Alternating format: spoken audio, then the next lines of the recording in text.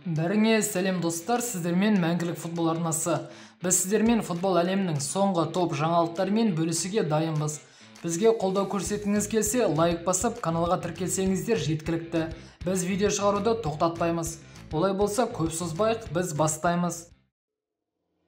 МЮ мен Де Йонг арасындағы келіссөздер тығырыққа тірелгеніне байланысты, манкуниандықтар басқа да ойыншыларға назар аудара бастады.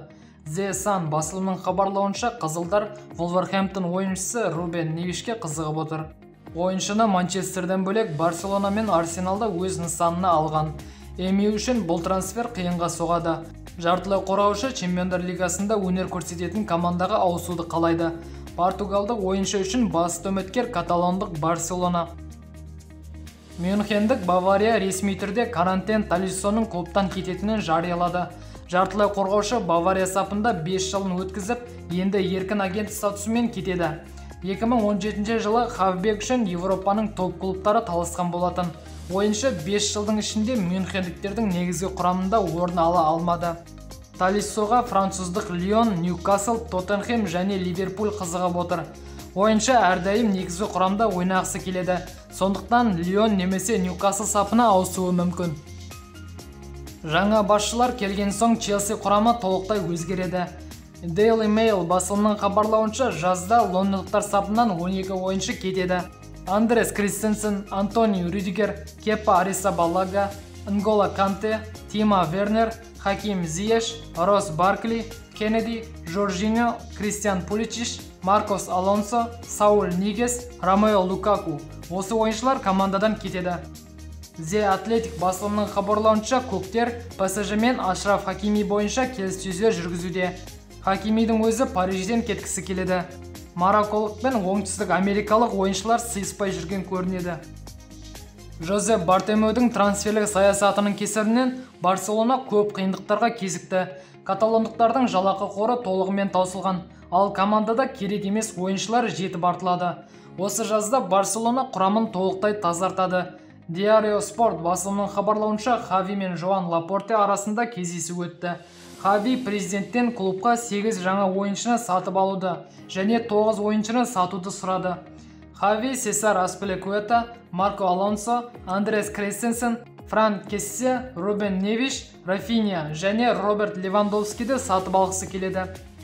Кристенсен мен Кессе бойынша келіссөздер толығымен аяқталды.